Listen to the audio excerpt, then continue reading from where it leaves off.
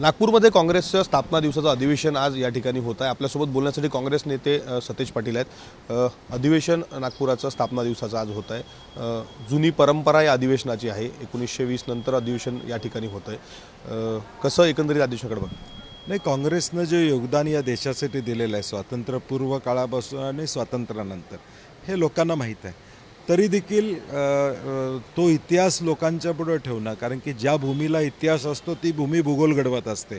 सुदैवानं भारताला एक चांगला इतिहास आहे आणि त्या इतिहासाचे एक घटक हा काँग्रेस पक्ष राहिलेला आहे, कारण की स्वातंत्र्य मिळवून देण्यापासून ते नंतर देशाची प्रगती करण्यामध्ये आणि विशेष करून विदर्भ हे काँग्रेसला विचारसरणीला मानणारा हा प्रदेश आहे आणि म्हणून आम्हाला काँग्रेसवासियांना आनंद आहे की हे आजचं अधिवेशन महाराष्ट्रामध्ये होते आणि निश्चितपणे एक चांगला संदेश महाराष्ट्रात नाही तर संपूर्ण देशामध्ये जाईल।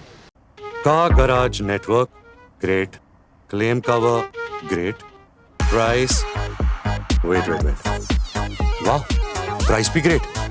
Tata AIG car insurance, trusted नाम, फैंटास्टिक नाम।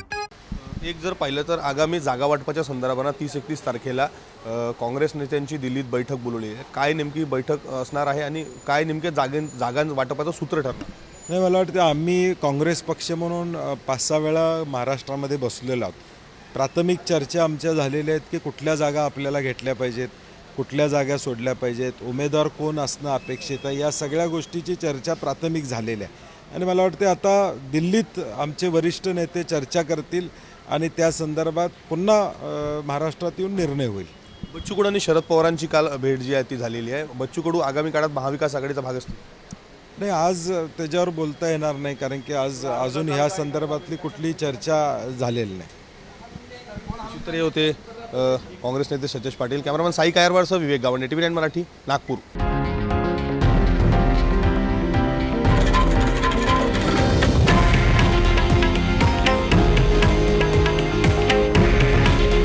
हे आहे देशातील नंबर 1 न्यूज नेटवर्क आणि आपण पाहत आहात TV9 मराठी।